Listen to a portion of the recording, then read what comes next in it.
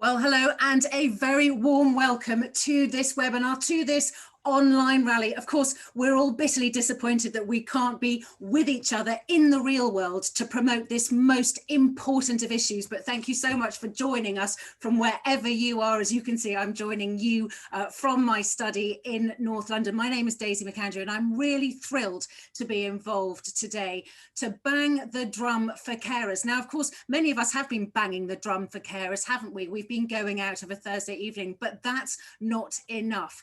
The industry is in crisis. We need names on this petition, and we need to really promote this cause. So thank you from the bottom of my heart for joining us today. Now, before we get stuck in to today's event, I just want to flag up some housekeeping. You can see it on your screen now. The session is being recorded and of course will be shared online in due course. So please do send that far and wide. If you want to get involved, if you want to send us your thoughts, your experiences, if you want to tell us why carers are so important, why you as a carer are supporting this petition, or why you're supporting it on behalf of carers, you can see there the hashtag Time for a Fair Deal. And if you're using Twitter, you can tag us at _FSCC. And of course, you can use the chat function to share opinions and ask questions to find out more information. As I've just mentioned, the name of the game today is to get numbers on this petition up to that magic 100,000. You can see we're doing brilliantly. We're on 21,540, but we need more signatures. We need you to support us in that. And of course, why are we doing this? Well, you see it in the newspapers every day, in the headlines, don't you? This is a story about carers who need your support as they support our loved ones all over the country, up and down the country, but they're not being supported with money. Their income is simply not enough, and there aren't enough of them. We need to get more carers. You can see the headlines there. We need to show them that we support them with more than just words and sentiment, by signing that petition, by supporting this cause, and by persuading the government to do what we're asking them to do. So again, many thanks for involving me in this really important event today, and this most crucial of causes. I'm now going to hand over to Christina McAnee, co-chair of the Future Social Care Coalition and General Secretary of Unison. Christina, thank you for having me today. Give us a bit of background to what today's all about. Thank you, Daisy. So I'm Christina McAnee, I'm General Secretary of Unison, and I want to thank Daisy in particular for hosting today, and to everyone else who sent such great messages of support. I just want to say why we're doing this. So Unison's the largest union for public services, but we're also the largest union in social care. And we've been doing this because we want to highlight what's happening within social care at this point in time. And it's something that, you know, the pandemic has shone a spotlight on what's happening in social care. We've all seen some of the horrendous figures, the horrible stories that have come out of it. And it's now time for us to focus on how we can actually change things and make it better. So we're doing this in recognition of the amazing work being done by care workers up and down the country, day and night. And they're too often described sometimes in the media, but by many politicians and leaders. In one breath, they're heroes for what they're doing, and then the next breath, they're described as unskilled workers. And even although the job is highly complex and really important and hugely demanding. So we're part of this broad coalition. Unison's very happy to be one of the drivers behind this coalition. And we feel it's necessary because social care's time has come. If this isn't the time to change what's happening in social care, then I don't know when is the right time to do it.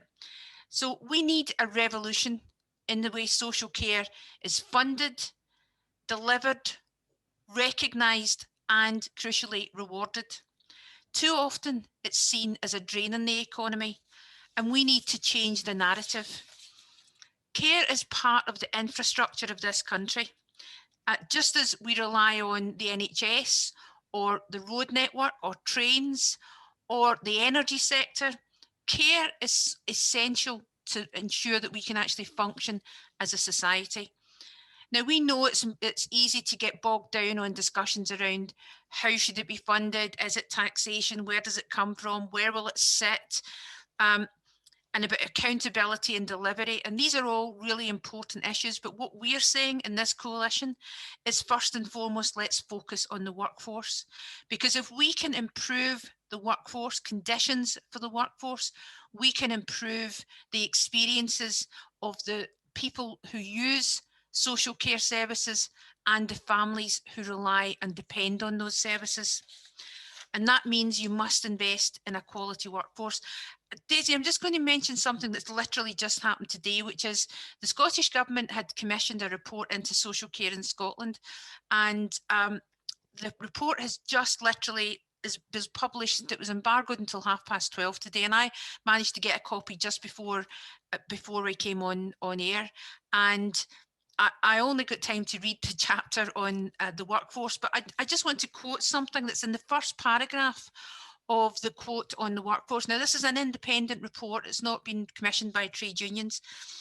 And it says, the sector is so noticeably disadvantaged because it's highly gendered. The sector is 83% female. Were it 83% male, it simply would not be marginalised and undervalued as it is. And I think that's such a telling statement from this report of that kind that's now gone to government. And it's so true, because not just is it the workforce that's highly gendered, but most unpaid carers in this country are also women. And that you know, we've just seen that they've been left to deal with what's happened in the pandemic. And of course, we saw the terrible death rates, particularly at the beginning of the pandemic. And what we must remember is that every death, whether it's someone who was relying on care or whether it was a care worker who were dying at twice the rate of the normal population, each death is, of course, the death of a loved family member or friend.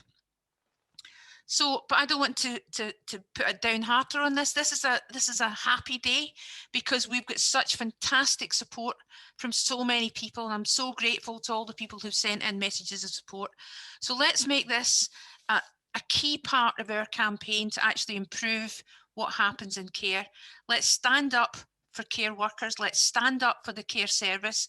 Let's actually make what happens in care fair and deliverable, and let's improve the care service for the staff who work in it, for those who depend on it, and for those of us who at some point in our life will come to need the care service. So thank you. I hope the rest of the session goes really, really well, and I'll be around for all of it. I'll hand back to you now, Daisy. Christina, thank you so much. And also, of course, thank you for bringing us that hot off the press news of that report that, as you say, has just landed at 12:30. Some really valuable insights. And your final point, of course, is the most important one. As our population gets ever older, as the demographic continues to change, we are all going to be affected by this issue at one point in our life, whether it's for ourselves, for a family member, or whether we know somebody who's trying to offer that care, but finding it almost impossible to fulfill their duties in the way that the sector is currently run, in the way that it's currently paid. And as you said, at the moment, with COVID being so crucial, with care homes under such a stress, with so many people in the care sector struggling or getting COVID, or as you also said, so many carers themselves putting their own health at risk, it is such an important issue. And I'm so glad to be able to be a part of it today. Christina, thank you so very much. And on that note, I now want to introduce you, the audience, to Sian Stockham. You, I'm sure, will know that it was Sian who was behind this petition. Why does she care so much? Because she is both a carer herself and Vice President of Unison. Sian, welcome to today's event. Thank you, Daisy. And also, of course, I just want to say many, many congratulations for the amazing work you've done in raising the profile of this issue. But I don't particularly want to talk to you about that. I want to talk to you about your own experiences, really understanding what it is to be a carer, as you have been for so very long. Tell us why you started the petition in the first place, Sian. It was a case of the general public calling us heroes and going out and clapping for us. And let's put those claps and banging of saucepans and everything into action. Let's put it into words. Put your voice onto a petition to say, yes, we value you and we think you should be paid a living wage, a real living wage. And that was the momentum behind it. Sian, just explain to us, in practical terms, what the difference is between a lot of the pay that many carers get and a real living wage. How difficult is it to survive on the income of most carers? Well, the living wage is, a lot different to the real living wage, and added to that, you can factor in 0-hour contracts where they don't know what wages they're going to have from 1 week to the next, let alone 1 month to the next, and that how can you budget when you don't know what you're getting? And there's also the factor then that 90% of our money we spend locally. So we're supporting people in our local area.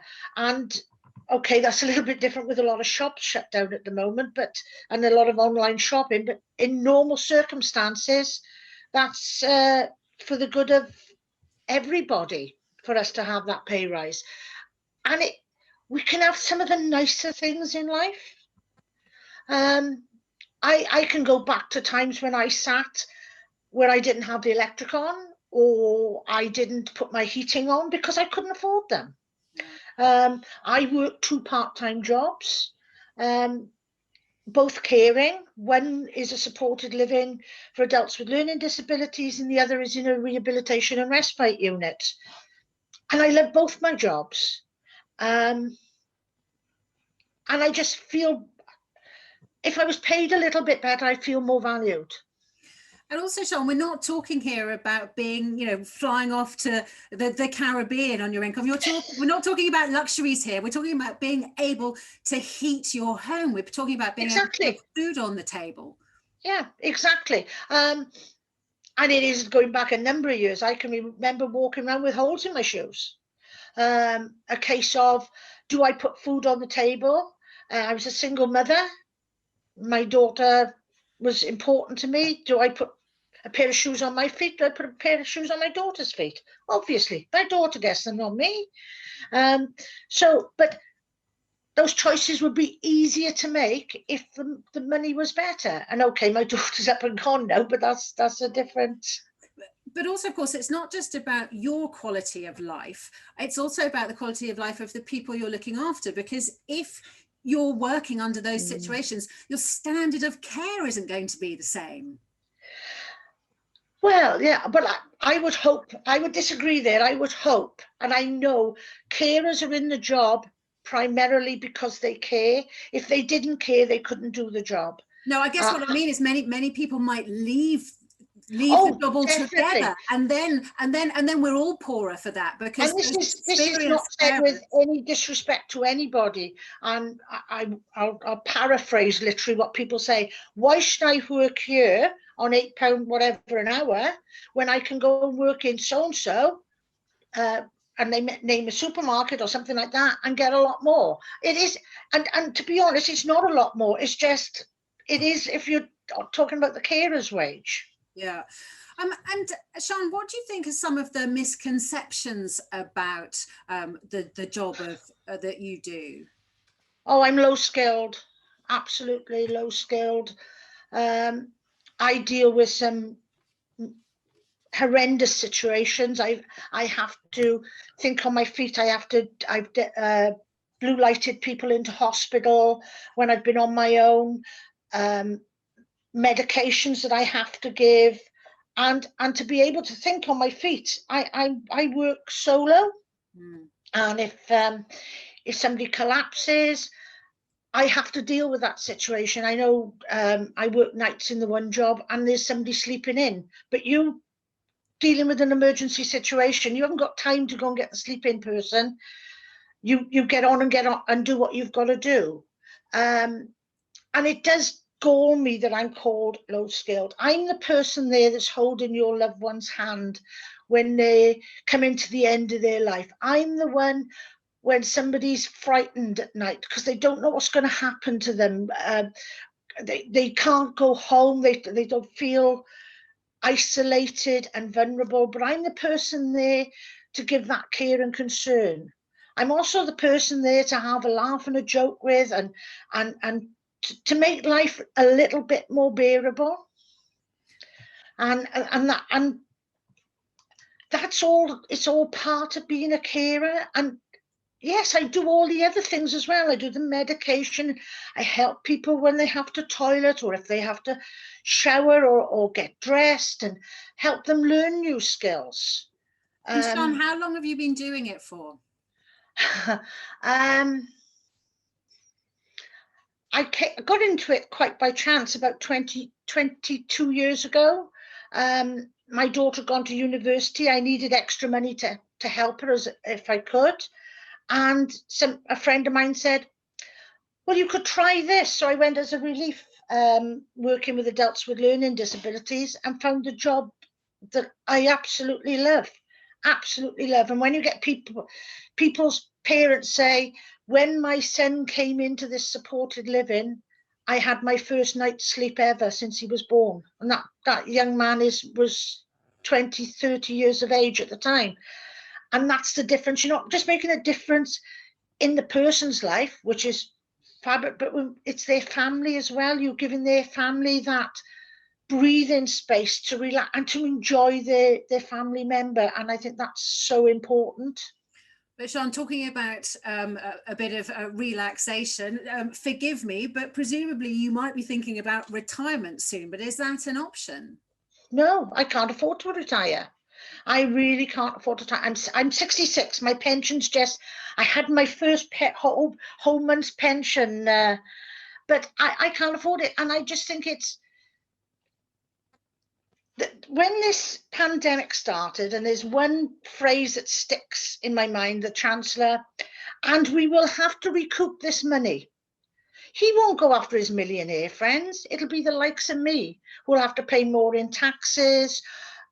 I don't know why they think they can get more out of me than they can at the Starbucks or Amazon or any of these big, or the Robin Hood tax. All these things could make all our dreams, not all our dreams come true, but make them a lot easier and quicker to come through.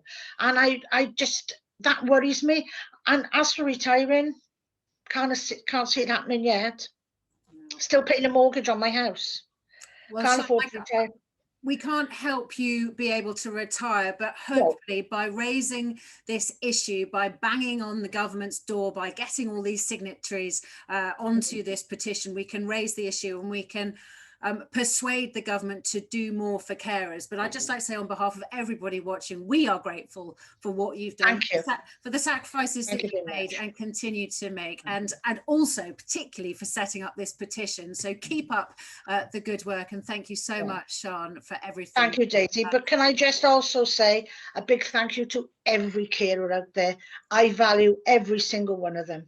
Yep. And I do too. And I have to say, as of this week, my own mother has been getting some help from a carer for the first time. So wonderful. I've had some personal experience just this week of how amazing it is. And the worry that you, as the daughter of somebody, you worry about them and about the care, and you know how much responsibility you're giving to this person, and how you want them to be the right person and to be properly valued. So thank you on behalf of everybody in a situation like myself.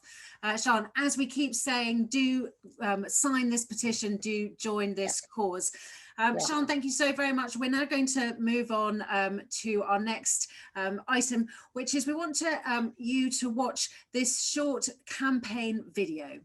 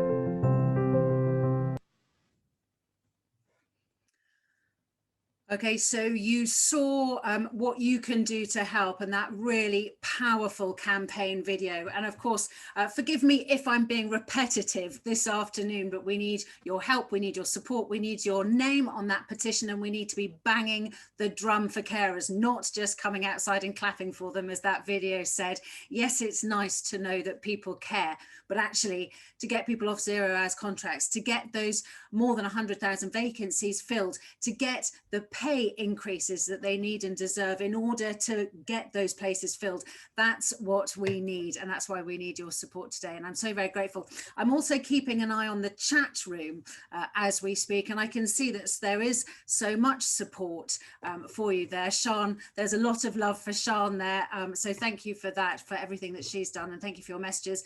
And don't forget, you can tweet us and you can get involved using the chat function on Facebook. But of course, we want your signatures on that petition. I'm now going to bring in some messages of support. We're delighted so far to get a lot of parliamentarians on our side for this petition. But first off, let's hear from Liz Kendall MP.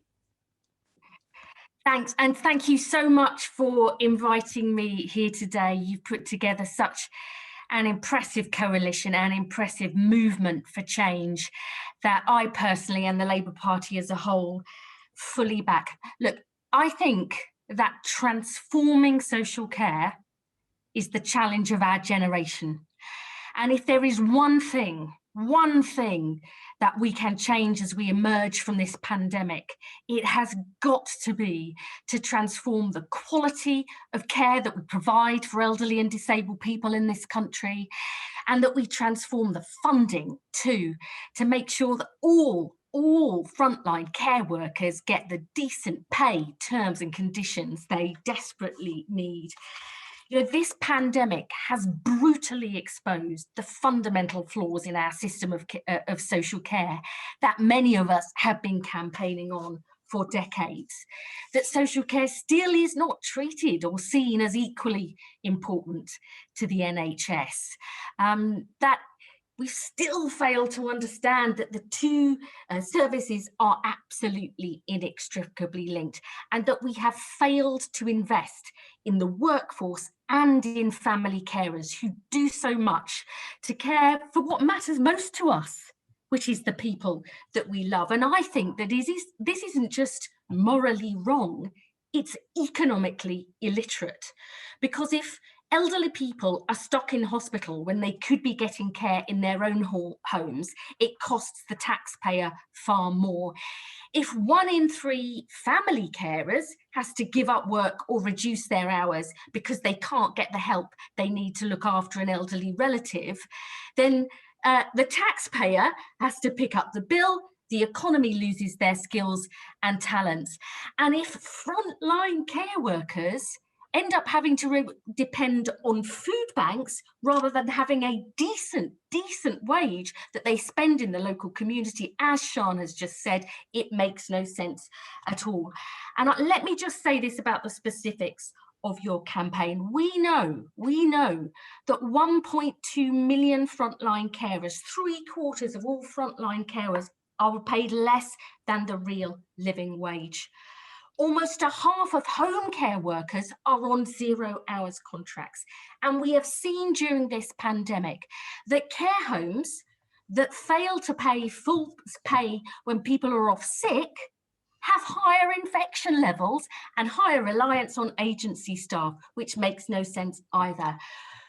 I want to say really clearly that on your 3 key demands, we absolutely agree that social care needs a substantial and immediate injection of cash alongside the longer term reforms the sector needs.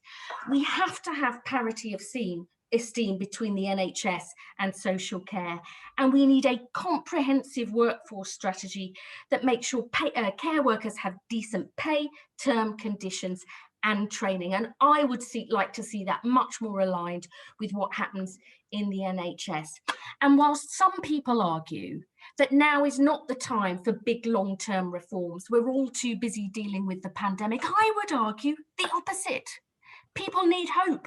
that things will change, that their sacrifices, their hard work, their fear, their stresses and strains from working in the care system will result in a better system in future. And families need to know that they're not going to be so desperately worried about the people they love most. You have my full support. We have a long way to go, but together, I believe we can achieve fundamental, lasting change. Liz Kendall, thank you very, very much. And I just want to remind everybody how grateful we are to have cross-party support. And from my own specific point of view, as somebody that's been reporting and hanging about Westminster for longer than I want to care to admit to, cross-party support is the only way that big changes like this really happen. So I'm delighted now to introduce to you Jeremy Hunt. Thank you very much, Daisy. And it's a real honour to be part of this campaign and to be with you today. And I agree with what Liz Kendall said. We're in different parties, but this is an issue that reaches across the party divide. And this last year has been the year where, if there was anyone who didn't know about the incredible work done by our care workers, it has really come home. And this is a very unique opportunity to really grasp the nettle on social care reform. We did a big report in the select committee, which I chair, last year. And we were very struck by the fact that if you don't look after the workforce properly, you end up with about 30% turnover rates in care homes, 40% turnover rates in domiciliary care. And it's really hard to give good care to vulnerable people if you're having that kind of turnover in your workforce. So I think what Sian said about the grinding pressure of being on a low wage is absolutely right. And I know the government understands the importance of this issue, but I would just say this: the NHS was set up in 1948 by a Labour government. There was cross-party support for the principle of that. Can we make 2021 a year that is as important for the social care sector as 1948 was for the NHS? And to do that, I agree we need a significant increase in funding for the sector to allow increases in the wages paid to care workers. We've gone along with what the Health Foundation says. The Select Committee recommended a 4 billion annual rise to deal with the increasing number of older people, but also increases in the national living wage. We need to do the DILNOT reforms, which have been long talked about, but never properly implemented. And we need to do what we've done for the NHS, which is give the social care sector a 10-year plan so that we can do that proper workforce planning over a long time horizon. And for me, I just finished by saying this is very much unfinished business. I campaigned hard to get a 10-year plan and a big funding increase for the NHS when I was Health Secretary. I wanted to do the same for social care. I said we should do the two together. It wasn't possible, but I know it was the intention of Theresa May at the time to do that. I then moved to the Foreign Office.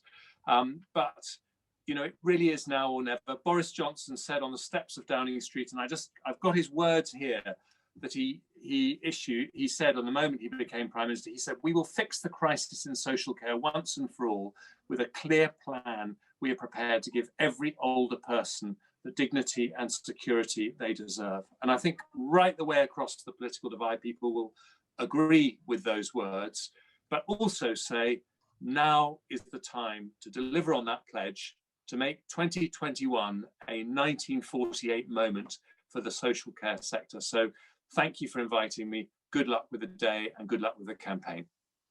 Jeremy Hunt, thank you very much. And I think everybody can agree with the time, with the sentiment. Now is the time. Now is the time to get on with it. Now is the time when it's needed most. So many, many thanks to Jeremy Hunt. They're delighted now to introduce Lord Victor Adebowale.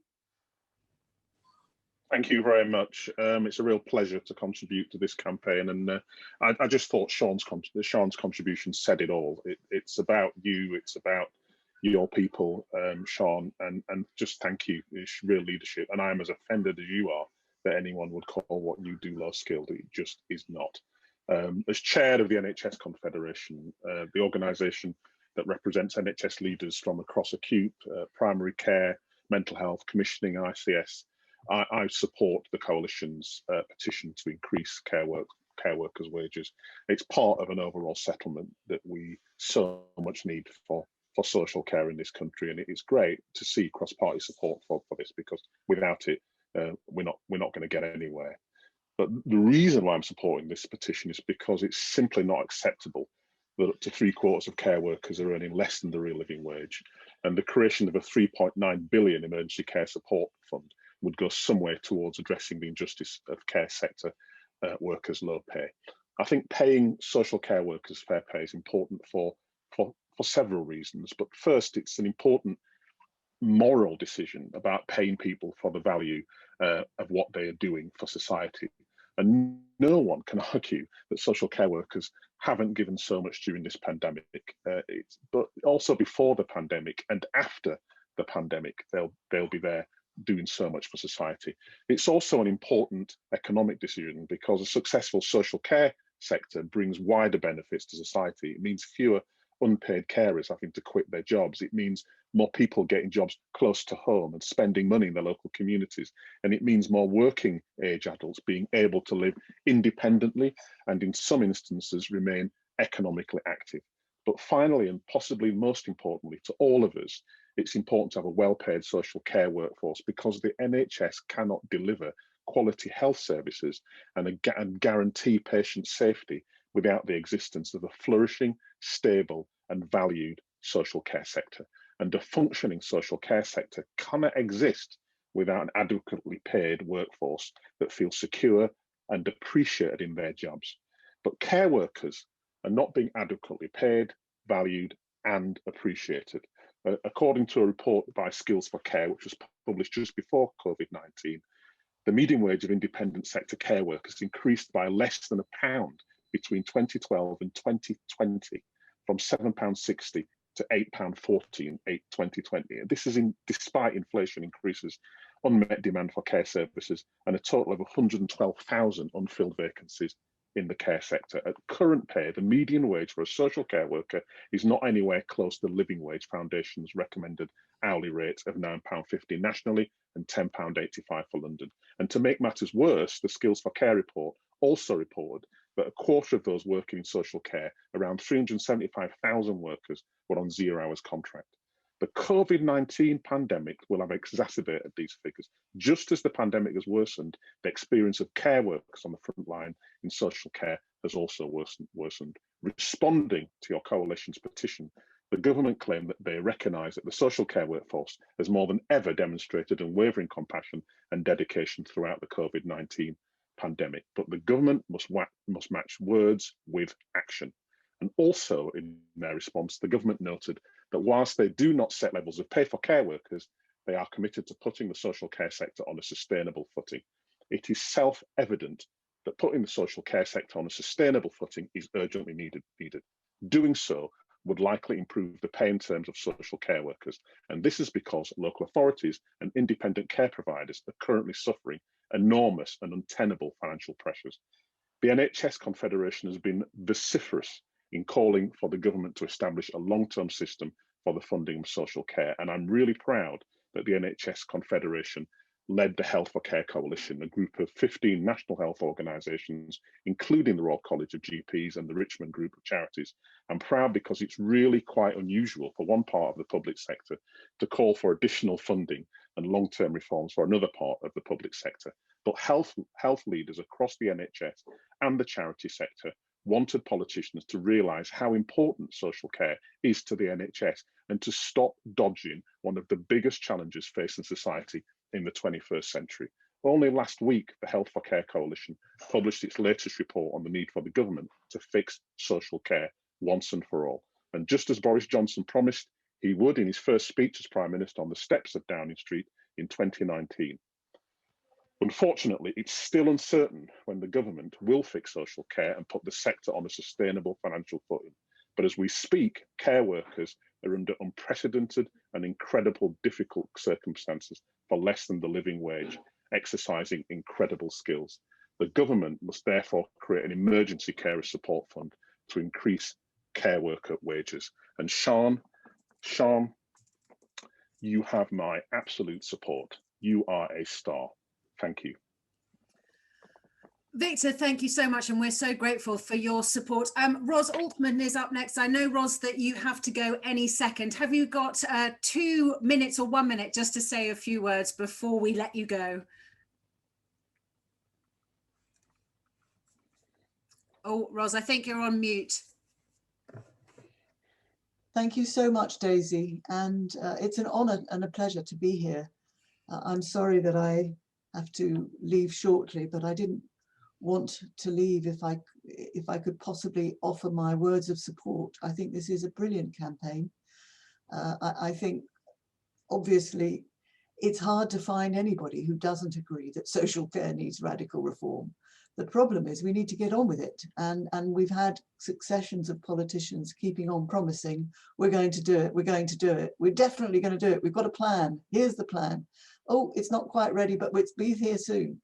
Actually, at the end of the day, every hour of every day, people are receiving care from dedicated workers. And at the moment, we've got this artificial distinction between what counts as health care and what counts as this thing called social care, which is about health and about care, but doesn't seem to be encompassed in the NHS or in the normal types of health and care service that we offer across the country to all age groups. The elderly who have cancer get treatment on the NHS. They are looked after brilliantly, and the taxpayer foots their bill. But if they're unlucky enough to get dementia or motor neuron disease or something that doesn't fit the box of NHS, then suddenly they have to use all their money and get no help from society, which has left 1.5 million people who need care without care, which has left families fighting through the courts and through the various appeal processes to get some help. And at the end of the day, I think what Jeremy said is right. We need a new Beveridge. We need, if Beveridge had any idea that we'd have all these older people living with conditions that in his day people would have died of and died much sooner, he would have obviously included this in social care. It should be part of pension planning, it should be part of retirement planning, and everybody should contribute something towards it, but it should be there at the point of need without the society saying, well, come and apply for this, and if we think you're deserving enough or you haven't got any other money, then we'll give you something towards it. This system is broken. Yes, older people deserve dignity and security, but I also would like to stress that the people who are looking after our most frail and vulnerable elderly people also need dignity and security, and we have to increase the parity of esteem between NHS and social care. There shouldn't be an artificial divide. Yes, unfortunately at the moment a lot of the social care workers are employed by private companies, but that does not stop us allocating resources to make sure that their pay rates are fair, and especially at the moment when we are putting in place an immigration policy which is going to have a significant impact on the ability of low-paid workers to come into the country from overseas. We tried to get special provision for care workers in the immigration new rules so that they would be an exempt category and could come in. The answer was, well, let's pay our care workers more. I totally agree, but then you've got to make the money available for that to happen. It's not going to come from nowhere. So I totally support this campaign. I think it's brilliant. I would love to see it succeed. I hope we are going to get a fair solution and resolution for care. Thank you all. I'm sorry I have to run, but well done on all you're doing. Thank you. Thank you so much, Baroness Ros Altman, and thank you for joining us, and apologies that we are running a bit late. But I think the reason we're running a bit late is because so many people have so much to say about this issue, which is of course fantastic. And what we need to see is this issue going up. the list of important issues that politicians want to get involved in. We know that the NHS is a hugely popular area, and we know that it's a vote-winning area. And what we need to get is to get social care on the same standing as the rest of the care that the NHS provides, both within the public's, from the public's point of view and from the politicians' point of view. Now, if you want to know what you can do to help, we've got more messages of support coming up. But before we hear from more parliamentarians, and most importantly, a cross-party body of parliamentarians, here's a short clip of how you can help us.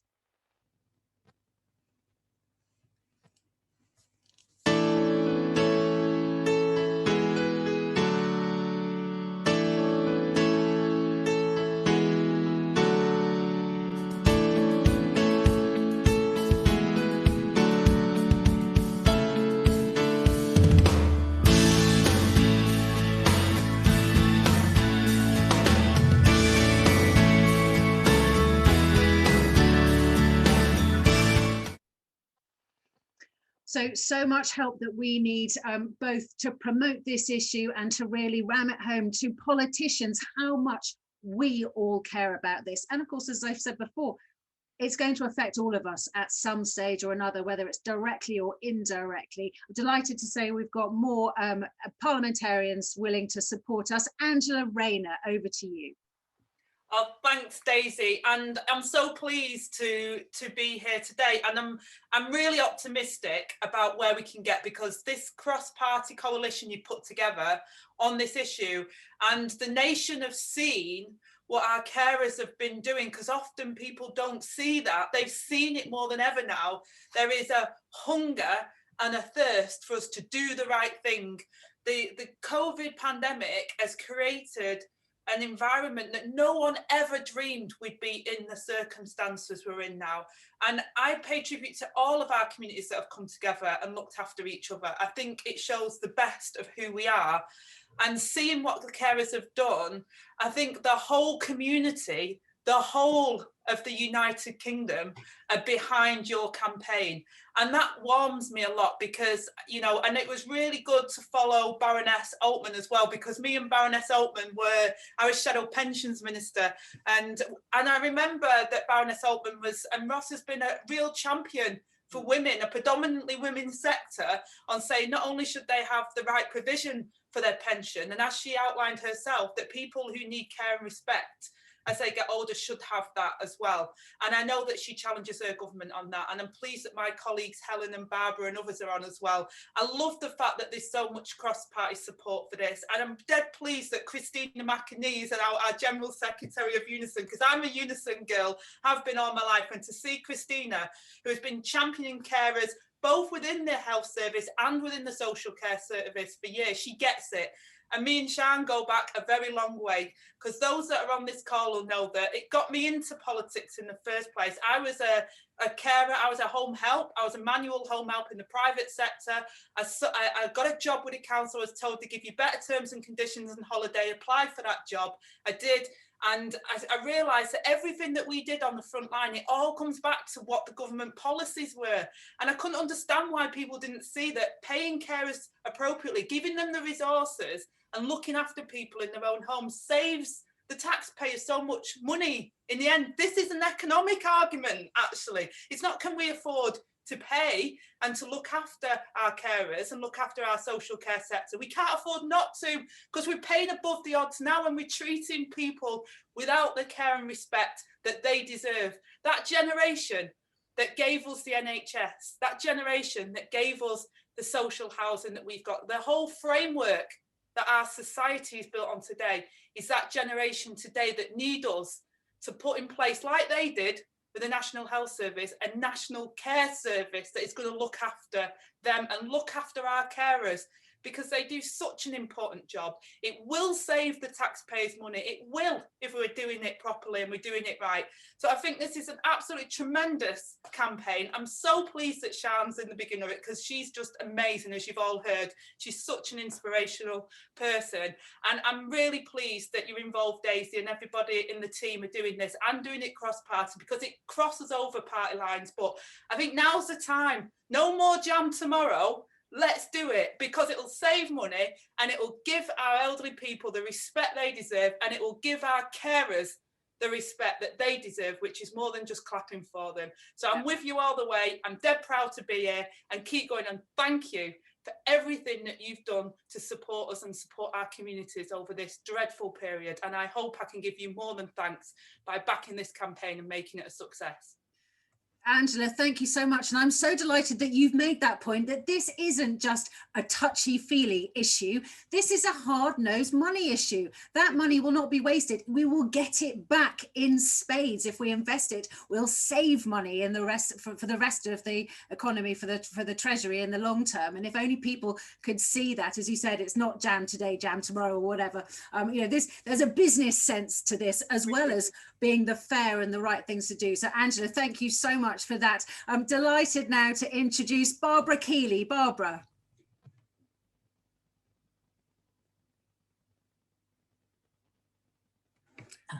Yes, it's an honour to be part of this campaign because it's so timely. Care staff have been the forgotten front line in this pandemic. In care homes, the staff really stepped up to the challenges. They had many deaths from COVID among residents. They provided palliative care. They worked with enhanced levels of infection control. In some cases, we know that care home staff shut themselves away from the outside world for months to protect the residents from COVID. And I know that many home care staff also worked long hours, tackling tasks usually done by GPs or district nurses. Now, without the work of those 1.3 million care staff, we simply wouldn't have been able to cope with a crisis on the scale of this pandemic. So now is the time to show that we really do value social care staff, because too many of them, this value is not reflected currently in their pay and conditions.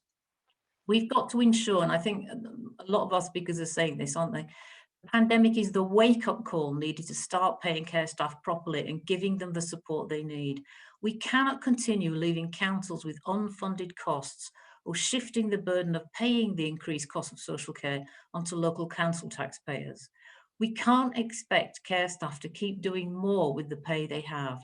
They should at least be on the living wages recommended rate. And it's staggering that 3 out of 4 care staff are paid less than the real living wage. Given everything they've done this year, we know that. Now, we can't expect staff to deliver the best care possible if they're worrying about whether they'll be able to pay their bills. And we heard from Sian earlier that that's the situation she was in. We can't expect either that that gap in funding can be fixed by repeated one-off injections of cash to local councils. They don't fill the hole in social care funding. This year, injections of cash to councils had to be spent on PPE, infection control, and cover for staff who were self-isolating. It was not enough to address those fundamental issues that we're now talking about in this rally of low pay and poor conditions in this sector. Now, the solution to this problem is simple.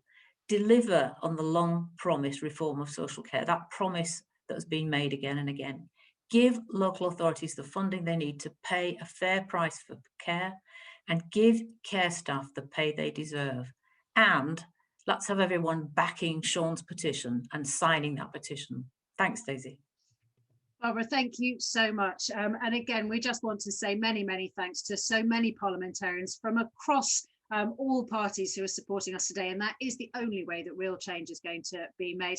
And as we keep saying, this is not a false economy. It's a false economy not to give pay workers a decent living wage, because we lose all that wisdom and experience and we have to train people up from the bottom again. So many, many thanks to Barbara there. Delighted now to introduce Helen Hayes, MP. Thank you so much, Daisy. So I was struggling to unmute myself there. I'm so glad to join this campaign day today, and it's great to see Angela and Barbara and other colleagues giving support as well. I'm an MP, a Labour MP for Dulwich and West Norwood, which is in South London, but I'm also co-chair of the all-party parliamentary group on adult social care. And in the last Parliament, I sat on the select committee, which did a big inquiry on adult social care and all of the funding problems. So I've have some knowledge of this sector and of the importance, the vital importance of this campaign. During the first wave of the pandemic, the all-party group was meeting every single week with our steering group, which is made up of people who receive care and providers of care from quite a wide cross-section of the sector. And every single week, that was a reminder of the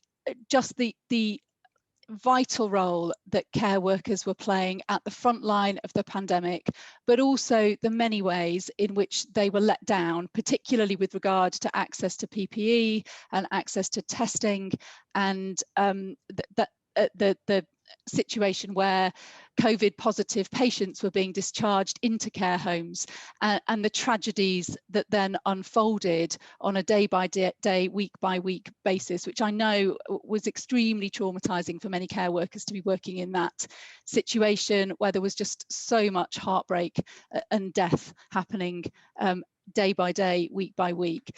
Look, social care is amongst the most important work there is. We entrust our loved ones up and down the country to care workers to provide absolutely essential support, without which day-to-day life is impossible. But we have got a huge problem in this country, which is that the pay that care workers receive does not express and demonstrate the value that care work has to society as a whole and to millions of families up and down the country. And that has got to change. This is a quantifiable problem. We know that there are more than 100,000 vacancies in social care at the moment. We know that people are leaving social care in droves because it is hard work, it is complicated work, it is skilled work, but they can be better paid often working in a supermarket and doing jobs that don't have the emotional and physical toll that social care work has on those who we rely on to do it. And we know that there is a funding gap that means that the thresholds are getting higher for accessing social care, and that there are many people, more than 1.5 million people, who are living without the day-to-day support that we need. I just wanted to say very briefly that it's important to say that the social care sector is a diverse sector. So we're talking about people who look after older people, but also care workers who look after working age adults and children. And we're talking about care workers who work in care home settings, but also who provide care in people's homes as well. And home care workers in particular during this pandemic are still underprotected. They still don't have priority access for vaccines. They're still struggling to access testing on a day-to-day basis. And the pay issue obviously affects everybody. The final thing I just wanted to say is that pay is more than an issue about individual care workers and what they receive. There is no route to building the care system that we need in this country that avoids the issue of pay.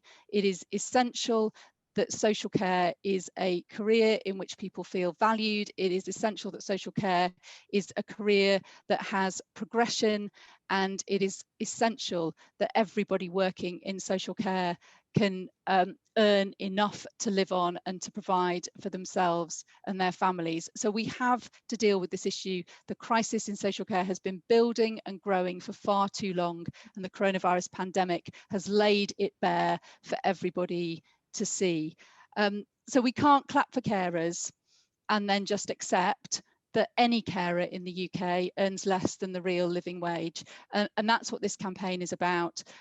Sian, your work is inspirational, and it is fantastic to see the head of STEAM that this is building now, and the cross-party support building for change in social care and for a fair deal and for fair pay for everybody who works in this vitally important sector. Thank you so much.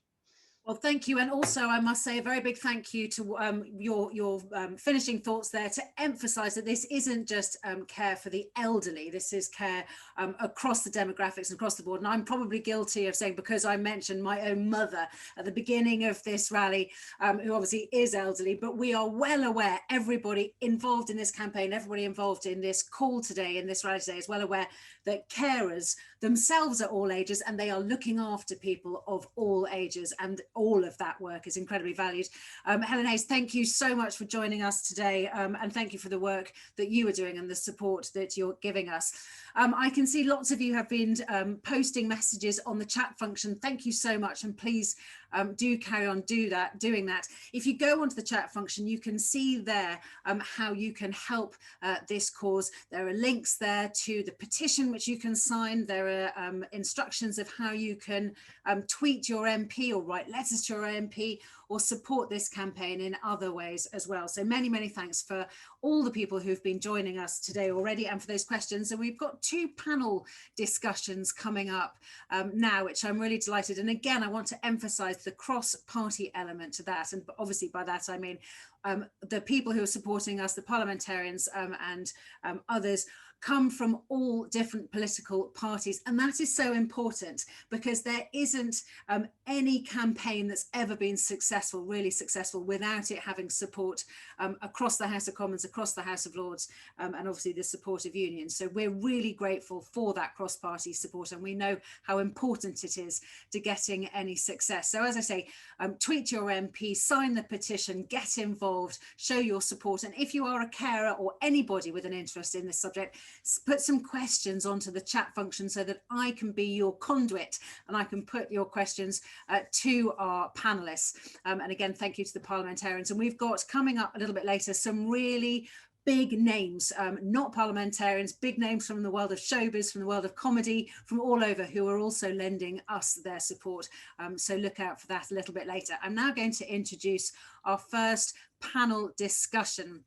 And we're really, really pleased to have with us Nadra Ahmed, OBE from the National Care Association, Kelly Andrews from the GMB Union, Peter Hay, CBE from Turning Point, Stephen Dorrell, of course, former Secretary of State for Health, Caroline Abrahams, Age UK and Care and Support Allowance, and from MENCAP, Jackie O'Sullivan. A very, very warm welcome to all of you. And thank you for joining the panel, and thank you for lending your support. And as I've said, if you're watching and you want to send any of the panelists questions, use the chat function, and I will hopefully get through as many of those comments and chats just over the next few minutes. Just a little update. We have already got more than 200 more signatures onto the petition just in the last hour or so since we've been going. So that's a great start, but it's not enough. We want to get up to 100,000. So please, please keep signing that petition. I'm going to throw a few comments at our panelists now that I've just had through. Sorry, excuse me, you can probably see me. I am scrolling through them on my phone. I've got so many, screens. Again, people emphasizing carers don't just care for elderly people. I hope that we've made that point really loud and clear, and how grateful we are. Thousands of care watchers watching now. Victor says the private care sector needs to decentralise and reform to make it, the private care sector, more accurate, accountable, transparent in providing the basic support, pay and effective workloads. And of course, this is something that it's a difficult area for the government, and sometimes we feel that the government hides behind the private sector in that. So be very interested to hear my panel's comments on that. Another comment that's just come here from Esther. I have to work 50 hours a week as a care worker in order to provide basic needs for myself and my 2 children. At the same time, they're at school. It's very, very hard. Totally understand those points. Let's come to the panel now, and I'd like to bring in Nadra Ahmed. Good afternoon to you. Nadra, an opening thought from you about this campaign, and is now the time when we're finally going to see some real change? Good afternoon and welcome to everybody who's listening to us today, and do sign up. That's the key message here. I think the time has been right for some time, but this is probably a time where we could move much quicker than we may have been able to. Social care it's a very rich and a very complex patchwork quilt of support services for some of the most vulnerable people in our nation, and we have an enormous debt of gratitude to the workforce, who I think it was Anna White who put up, are awesome. They actually are awesome, because the work that they've been doing through this pandemic has just amplified what they do every single day and have done. I've been in the sector for nearly 40 years and I used to run care services myself, and I've seen it firsthand. I learned from the ground up what care was all about. So, this is the time for reform. I think the failure to do it is really not an option now. I think some of the promises that have been made need to be fulfilled. We need to professionalise our sector in a way so that there is parity of esteem, that we can actually talk about a professional sector rather than unskilled, which is grating on the nerves of all of us who watch the work that goes on. And that frontline practice that's been going on has been, it's actually got better and better as we've gone along over the years. The dedication, the commitment, the knowledge that our staff now have to have. We're now looking after people who were looked after in hospital, in geriatric wards. That's the difference. So when we talk about social care, people have a view sometimes of a very cream tea society, but actually we are moving into a direction where we are delivering this really very, very important care service, which without it, the health service would struggle even more than it's currently struggling. We're the backbone of that health service. Our staff are doing exactly, without the clinical staff, exactly what hospital staff who are doing a similar job are doing. And I think we should be recognised for that. I think that's important. Stephen Dorrell, if I can come to you, I've been banging the drum for cross-party support and saying again and again how grateful we are and how important it is. But of course, how do we take advantage of the cross-party support and take the politics? Is it possible to take the politics out of the issue, do you think, to make real change?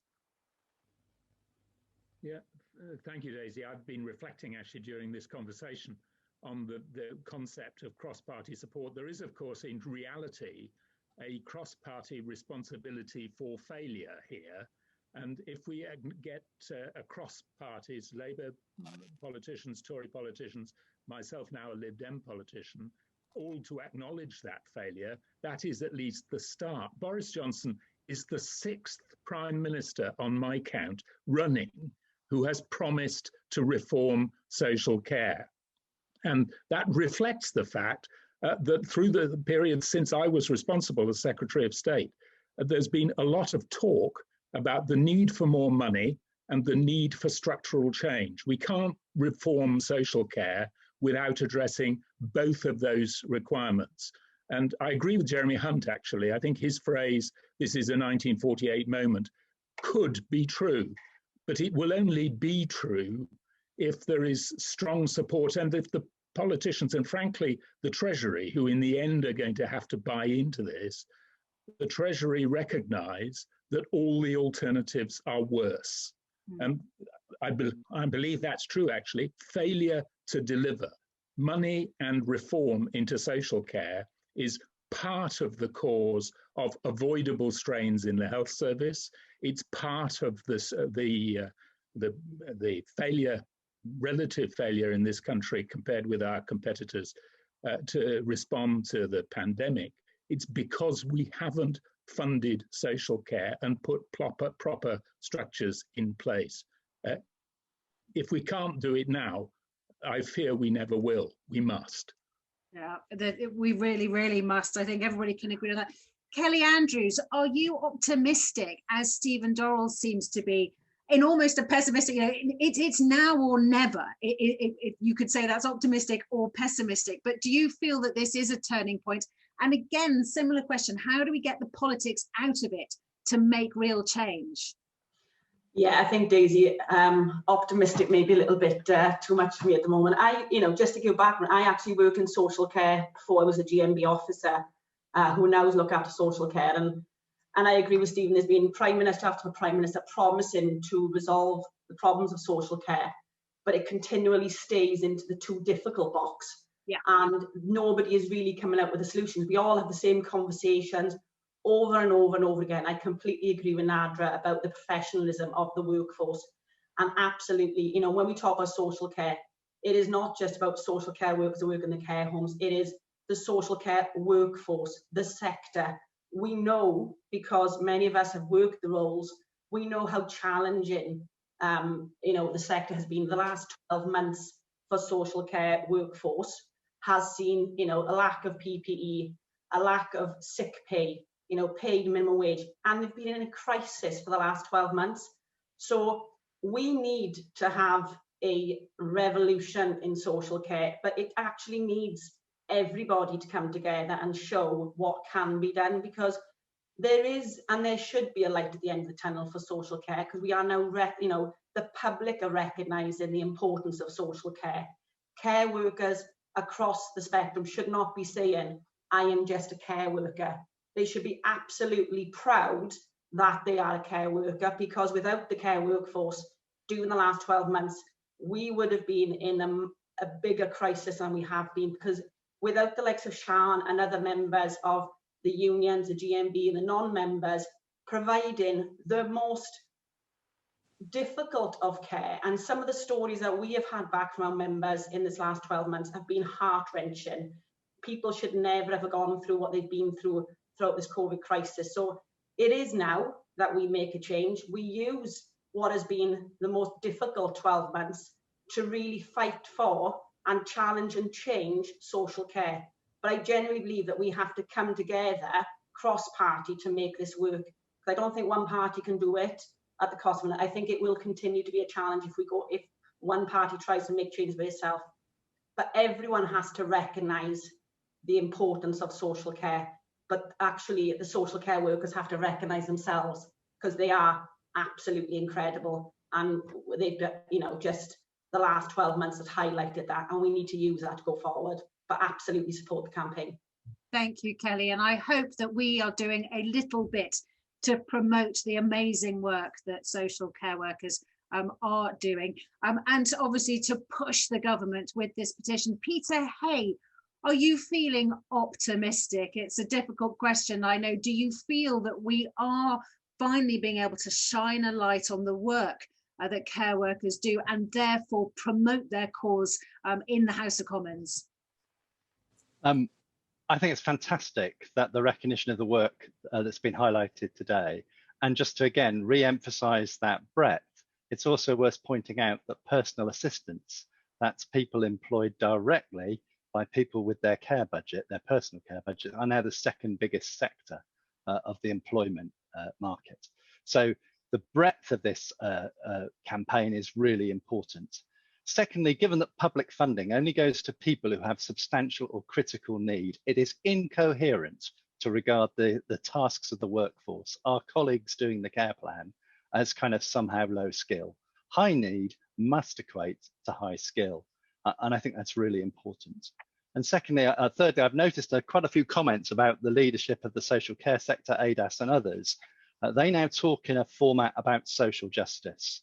The local trust pulled out that actually the people living in the neighbourhoods that are labelled left behind are most likely to be working in health and social care. The employment issues that we're talking about here today are a social justice issue. And I don't think this is something you can opt into. I think this is integral to why many of us personally are in social care, and I don't think you can divorce the two. So actually, I think that's why this broad coalition asking for an urgent uplift in pay and the broader attention to reform that we're talking about is really vital. So I'm not sure it's optimism, but I think it is very much with Stephen that actually this is the time where either actually government have to stand by those promises or be judged by a catastrophic breach of it. And that breach won't just be in social care. It will be to leave those neighbourhoods further behind. It will be to compound the inequalities that Black and ethnic minority staff have shown during COVID. It will be much more than a breach of the social care promise. And for that reason, I do believe that the serious attention will be given to it now. Peter, thank you very much. I'd love to bring in Caroline Abrahams now from Age UK. Caroline, do you feel that we are at a moment that needs to be grabbed? Do you feel that the politicians are listening, or do you feel that the sector is still something of a Cinderella sector? Hello everybody, it's fantastic to be here. adding my support from AGK and also the Care and Support Alliance's support to this campaign. It's very timely. If ever there was a time to recognise the enormous, brilliant, humbling contributions of the care workforce, it's now. And from AGK, I'd just like to say thank you to every single care worker who's basically put themselves in harm's way day after day, week after week, because of their commitment to their clients, to older people, to disabled people. And, you know, we owe you so much. And it's time to pay something back, I think. I feel that very strongly. I think everybody at AGK feels that. I think the Care and Support Alliance, my colleague Jackie, who you're going to in a minute, is one of my co-chairs. We're all in it together. I think we all feel that very strongly. I'm not yet convinced all the politicians get it, though. I'm sorry to sound a note of caution here. I think if you are better off, if you are a man, actually, as well, a very successful man, I think it's harder to have, if you haven't had personal experience in your family of how important these issues are, it's very difficult to understand them, and to really, you need a lot of emotional intelligence to really grasp why the issues around the failures of social care in this country are so devastating. And I worry, like Stephen, about where the Treasury is on all this. And when it was great, wasn't it, to hear Jeremy say we needed a 1948 moment. Of course, I totally agree with that. But I noticed on Twitter somebody commenting that they talked to the Treasury and there appeared to be no appetite in the Treasury for a 1948 moment. So really, I think it's down to our Prime Minister, it's down to our party leaders across the piece to overrule, actually, probably their finance secretaries, their chancellors and their shadow chancellors, to basically say, no, we have to do that. We have to do that this time. And, you know, we'll be looking very closely to ensure that they do. And the more head of steam we can get behind this campaign, the better. Caroline, thank you. And I'd like to bring in Jackie O'Sullivan. Jackie, just on these points that so many of the panelists have made, obviously everybody believes something must be done, but do you believe something will be done? Oh, crikey, I sincerely hope so. And as everyone has said, thank you very much for having me here today. You know, there's such energy behind this campaign. It does give me a lot of hope. I think, you know, what's come out during COVID has been so stark, and we have seen such human sacrifice in the care sector, you know, where, you know, we've had people, as Barbara mentioned, shielding with people for months on end to keep people safe. We've had people going without seeing their own grandchildren in order to keep people safe, using at their supermarket shops for food, standing up to doctors when they've been trying to put do not resuscitate notices on people's records, you know, and where we've lost people have grieved like family members. And I think, you know, it is time. This has really shone a spotlight. And if we have to, Daisy, I think it's not a matter of whether I am hopeful, we just have to make it work. And I think what we need to change is this sort of mindset where we see social care as a drain, an economic drain. And actually it's not, it's an economic driver. It creates jobs. It should create good, well-paid jobs as well. And it also frees up other people to work and contribute to society. It's so important that we get this right. And this is a moment in time and we need to capitalize on it. I think we can all agree on that. And with my old economics editor hat on, I've already said that actually this is a sound investment. This is not asking the Chancellor and the Treasury for money just to spend willy-nilly. This is actually putting forward a case to say, if you invest this money, you'll get it back in other ways, as so many people like Ros Altman has said. And there's another thing to say, so many jobs have been lost as a result of digitalization, as a result of COVID, as a result of people working from home. This sector offers jobs. These are jobs that can't be done by robots or by artificial intelligence. These are jobs that have to be done by human beings with a heart, with experience, with wisdom, and with knowledge. And that's something, again, that should be celebrated by the Chancellor, because these, you know, carers pay taxes and carers will pay back. So there are so many areas, apart from the obvious doing the right thing, that this campaign really should be pressing ahead with a hard nose. But thank you so much to our panel, and thank you so much for so many of you who've been contributing on the chat function. I hope that we have put forward some answers, put forward some areas that we want the politicians to really listen to. And if you still have questions about how you can get involved, we've prepared some answers for you with this short clip.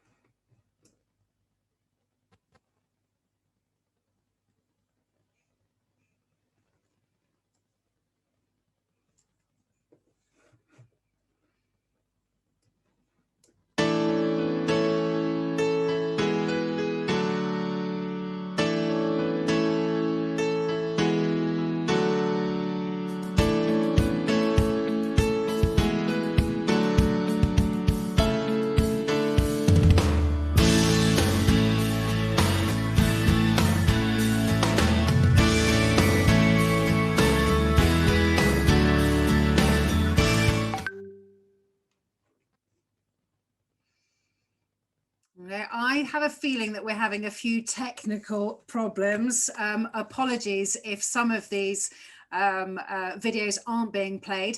Obviously, we're all trying new ways of doing things at the moment. We're all trying to do what should be a rally in the open air with megaphones, with crowds, all the things that we would have done pre-COVID. So please forgive us if these new ways of doing things, if the new platform isn't quite working brilliantly. We also, as I mentioned earlier today, we've been really touched by the support that we've been getting, not just from the House of Commons, from the House of Lords, from the union movement, from the care organisers themselves, but also from across the board. And we've had some wonderful messages of support that we'd love to play you in just a moment, from all over, from comedians, from actors, and also, of course, as I've said, from parliamentarians of all colour. So fingers crossed, as long as the gremlins in the system haven't taken over again, we should be able to show you some messages of support. Hello, this is Joanna Lumley, and it's just to say that I'm backing Unison's call for a living wage for all the care workers. The important thing about care workers is that they seem to be the invisible part of our nation's health system. They look after millions of people, they do it for practically nothing, and some of them for nothing at all. And it seems massively unfair that they're the forgotten ones, these people who do so much for so many people, so selflessly, all the time, 24/7. That's what care workers are. And so I support this campaign, and to the care workers themselves, I send all my thanks and admiration and affection. And thanks to you, the country's keeping going. So bless your sweethearts. And as Patsy would say, cheers, sweeties. Thanks a lot. Hi, I'm Andy Burnham, Mayor of Greater Manchester. I'm sorry I can't be with you today, but I wanted to send a message of support to the thousands of people gathering across the country to support Pay Fair for Social Care Day. I've been campaigning for social care reform and for fairness for the people who work in social care for many years, but the coronavirus pandemic has shone an even sharper spotlight on the very real struggles of our social care system. We cannot go on undervaluing staff and underfunding care. Caring for our loved ones, for our mums and dads, for our grandparents, should be one of the most valued professions in society, the highest calling that people can answer, looking after other people's relatives. It's about time the government started treating it that way. So I'm backing the Future Social Care Coalition's calls for parity of esteem for social care within the NHS, a comprehensive social care workforce strategy, a substantial and immediate funding boost for social care, and in the longer term, funding reform to make the system fairer and sustainable. There has never been a more urgent time for the government to back a fair deal for social care. It's time to pay fair for care. I work for the national older people's charity Independent Age, and we hear from people on a daily basis about the importance that social care can play in their lives. We know that when they receive good quality care from trained professionals, that it can really enable them to live the lives that they want to live. However, what we also know is that professional carers earn a really low salary, that they aren't given training or development opportunities, yet they do one of the most important jobs. We know that the reality of that on the ground for people in later life is that they often receive multiple carers coming at different points in the week to do really intimate tasks like washing or helping them to dress. And that's because the social care system doesn't retain the brilliant people within it. We really support the Day of Action today. Social carers need to be paid more, and they need to be supported with training and development opportunities to keep them in this really important sector, which already has too many vacancies. This awful pandemic has reminded us just how amazing carers are. They're on the front line, putting themselves at risk to look after our loved ones. Yet too often, they are forgotten and ignored by people in power. We simply don't pay social care workers enough for the difficult and important work they do. We have to start valuing carers properly. As COVID has shown, caring for people's health doesn't stop at the hospital exit or the GP surgery door. We can only truly protect the NHS if we stand up for carers too. So it's time for a fair deal for social care, with immediate emergency funding and a cross-party agreement for its long-term sustainable future. I and all Liberal Democrats will stand up for carers and lead the way to a more caring society as we emerge from this pandemic. The pandemic has been an important reminder of who does the really useful work in our society. In an ageing society like the UK, social care is absolutely indispensable. But the devastating situation in care homes during the pandemic is a reminder that a decade of chronic underfunding for social care has brought the system close to breaking point.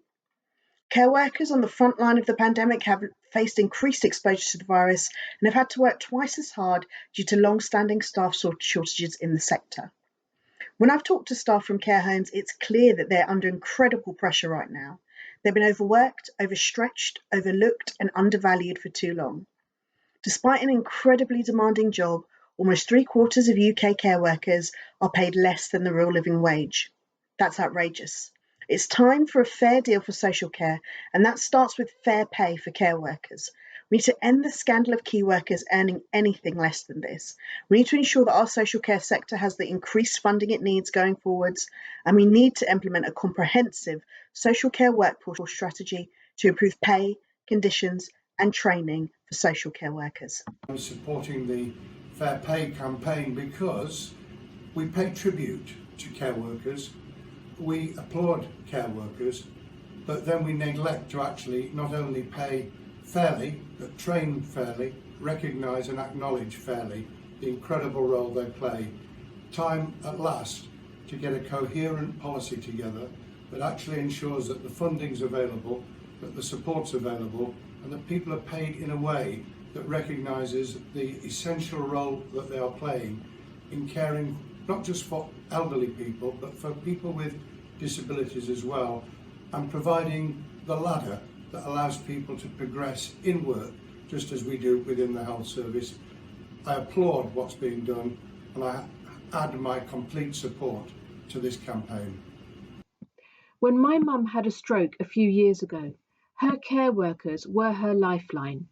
And I've heard so many amazing stories from constituents about care workers who have gone above and beyond what anyone else could even imagine during this pandemic. Yet far too long, social care workers have been undervalued and underpaid. So much has been said about building back better after the pandemic. But better change must mean fundamental change. A change that sees social care workers valued as highly as NHS workers and paid at least the real living wage. The government needs to stop turning its back on social care. It's time for a fair deal for social care. In the middle of the public health crisis, it's genuinely hard to overstate the importance of our care workers in society. This pandemic has shone a devastating spotlight on just how important our incredible care workers are to society, but that importance simply isn't reflected in their pay, in their training, or in their conditions at work. It's absolutely clear that social care needs an immediate and significant funding boost to ensure that staff receive a wage that reflects their true importance and expertise, as well as the time and resources they need to provide the top quality care that our vulnerable citizens deserve.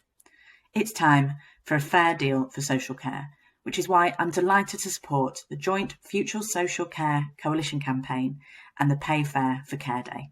We owe a huge debt of gratitude to everyone working in social care. It's so important that people who need it receive support so they can continue to live in the heart of the community. It keeps the pressure off acute services, but most importantly, social care provides protection, prevention and rehabilitation for the most vulnerable among us. It's time to come through and deliver on the promise that social care will take up its position alongside and of equal esteem to healthcare. Less visible can no longer mean less important, and it's time for a fair deal on pay. The allied health professions value working in social care and alongside our social care colleagues, and we are proud to be part of this campaign. Hi there, Jo Brandt here.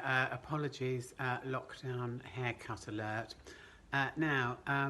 In a parallel universe, dedication and hard work would be rewarded with decent pay. Unfortunately, we don't live in a parallel universe. We're in this one, and care workers simply are not rewarded for the very, very hard work that they do, especially in these really, really difficult times. So all I'm here to say is pay care workers a living wage. Simple, it's not difficult. Ta-da.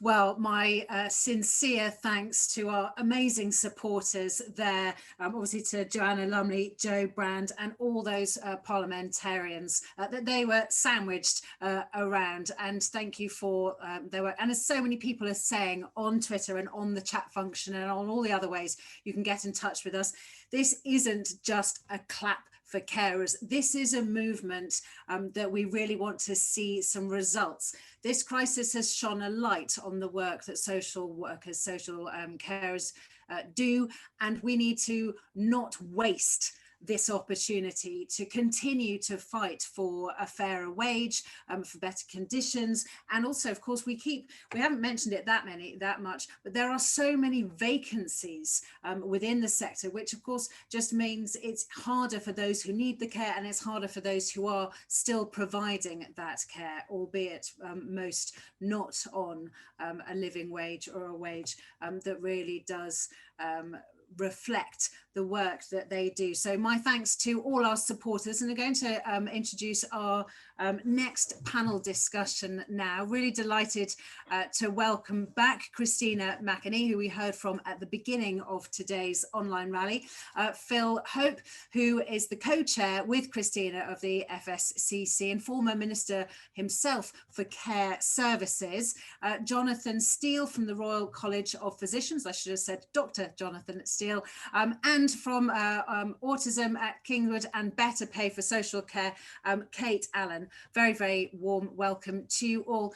Phil Hope, if I can come to you first. We sort of all know what the problem is, and we think we know what the solution to that problem is, but how would you see progress in this area? Thank you very much, Daisy. I'm delighted and honoured to be the co-chair with Christina of this campaign, and it's been fantastic listening to the rally today, and just amazing spread of support. And I want to emphasise that the importance of not only cross-party political party, but we've had employers, we've got trade unions, we've got charities, we've got campaigners. It reminds me, back in 2008, when I was the care minister, we ran a thing called the Big Care Debate. Some people viewing may remember that. That was 14 years ago. It did lead to the white paper, Building a National Care Service. So we know that if you campaign hard, you can achieve results. And I think the pandemic has been this burning deck, this moment, as everyone has been talking about, which means we're having this big care debate again. And I'm very optimistic that if we get enough people across all these sectors, all these political parties, to sign up not only to a fair pay for care workers, and that's absolutely right, but please do sign the petition, but let's push for this wider reform of social care so that we get a decent funding system, so that the government gives sufficient money to councils. Councils can give sufficient money to charities and private care providers and their own care services, so that we can deliver this fair pay and indeed meet the needs of people, as Peter Hay was talking about earlier, not just those who have critical and substantial needs, but people who've got other needs that are just being totally ignored and are not being met at all because the money isn't there. And I think somebody has made the point already that the Treasury, I'm sorry, this is a kind of a bit policy wonkish kind of thinking, but unless the Treasury realise that the financial pain of not doing something is worse than the financial cost of doing something, then we have a resistance in the Treasury. So let's put our minds together. Let's not just have lots of people saying it's the right thing to do. Let's get the case right. Let's get the message right to say it's a moral case and it's an economic case to do so. And I think we can move forward. It's quite interesting. Just one final point, Daisy. It's not just about pay either. Care workers deserve to be treated with respect and dignity, proper training, proper support. And there's an NHS People's Plan, which is all about treating NHS staff properly. Let's have a social care people plan that includes decent pay and conditions, but includes all the other things about a career progression, about equality, about diversity, about inclusion, about good leadership, about being consulted, about all the things that a good organisation should have. And we're holding a conference for that purpose on the 11th of February next week, which people can join, in order that we go, it is pay, but it's pay plus everything else that our care workers deserve, a decent deal. Phil, thank you so much. Christina, I was very struck, because I've heard it so many times before, not just with this area, but so many public policy areas, that this ends up in the category of too complicated, no easy solution, and therefore no quick hits for politicians like there are with other things. You can write a check and get a quick hit and get a headline and win some votes and off you go. This area is so multifaceted, it's so complicated, it's so expensive, and I wonder how you think about that as a way of simplifying. Is there a way of simplifying it and making it less complicated? And I've had a specific question from Ollie, who says we need to prioritise companies who pay the real living wage. Needs to be more pressure. How can we do that? And I wonder, is that where the simplicity lies? Well, I think for us, part of the reason why we're so heavily involved in this and why we wanted to keep this campaign going is we've been saying focus on the workforce, because it is really easy to get distracted by structures and finance and is it hypothecated tax, etc., and all of these issues. And actually, if you start with the workforce, I think that does simplify it, because that's how you make change in the way service delivery, and impact on service users and patients. And it's not rocket science. So one of the things that could happen is you bring in a national contract which says care workers will not be paid below this level. Care workers will have access to X amount of training. There will be minimum standards and additional standards above that.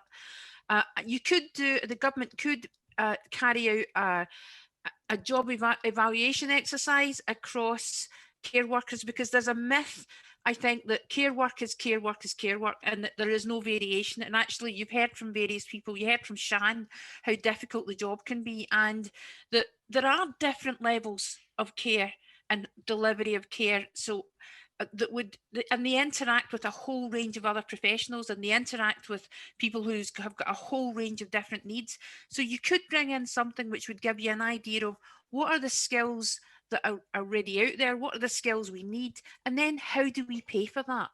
And then that way you set pay levels, and commissioners and providers would know, this is the service I need, this is the client group, these are the skills I need, and this is what it would cost to get staff in at this level and this number of staff with these skills that can actually deliver for the group that we're being commissioned to service.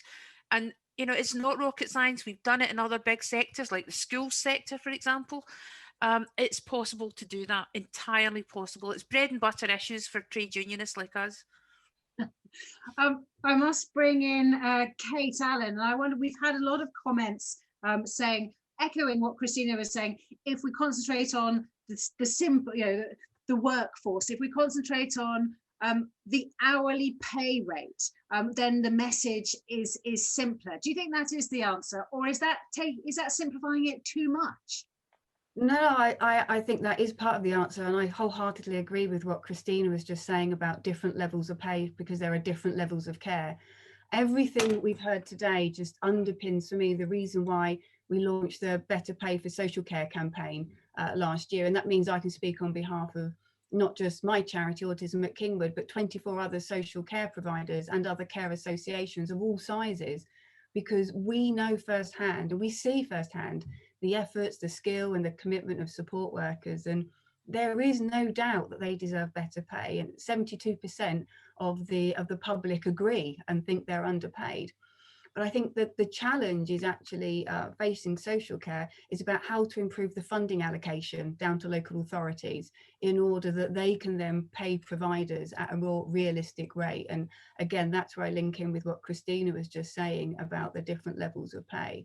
And the Better Pay for Social Care campaign shows that with a real living wage target of £9.50, and in order to provide then the pension that Sian mentioned at the beginning, and for employers to pay national contribution, good sickness, good annual leave, and then training as well, it takes that basic rate to £18.05. Now that's before an organisation then considers any overheads they have, things like HR and finance departments and the like. So most often, a lot of charities and certainly providers and myself included, our rates start well below that. In total transparency, I have rates that start at £16.99.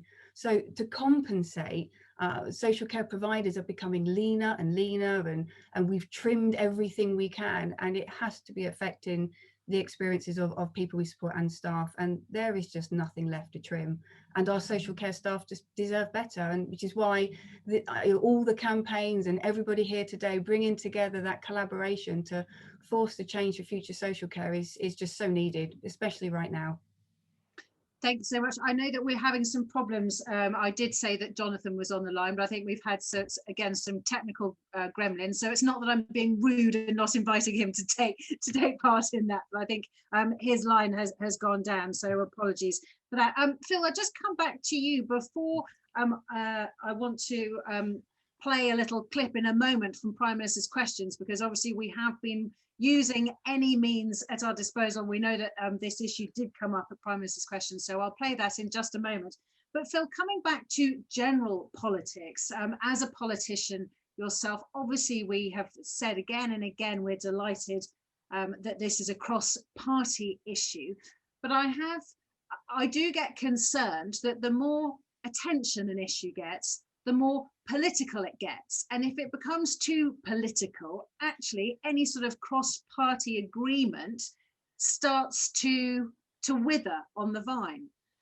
That's absolutely right. And I do think we need cross-party working here. I do think this is a campaign where the issue cuts across all the party political lines. I don't think that if you listen to Stephen Dorrell earlier, if you listened to Ros Altman, if you listen to Jeremy Hunt, indeed if you listen to the Prime Minister, it's not that people aren't saying this isn't something that needs doing. They're just finding it very difficult to do. And that's why I think we've got to find the solutions that are cross-party, that allow the government to take that extra step forward that they need to take. We've got to create the environment, we've got to create the enthusiasm, we've got to create the mood in which people say now is the time, and we won't blame you for it. Now, if you're going to get really political about this, we're 4 years away from a general election. That helps. I know this is again policy wonkish type thinking, but if you know that you haven't got to, if you're going to make a difficult decision to find more money, to pay people a decent wage, and indeed provide a proper workforce strategy, do that now. Do that now. Sort it out now, when you don't have to sort of go to the electorate and it all becomes one party versus another. Do it now, when there's cross-party opportunities to work jointly on things. Because one of the things over the years of covering politics, and it has been more than 25 years, that has infuriated me more than I think anything else has been when we've talked about the NHS specifically, when I've sat round with experts from all political colours, from the NHS, from all the BMA, whatever.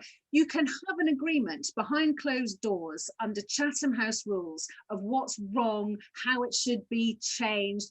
And then this very same people come in front of the cameras, speak on the record and say something completely different, because they know that's where the votes are, and they want to say the popular thing rather than give the facts and make those difficult decisions. And I worry that social care is going to be the same.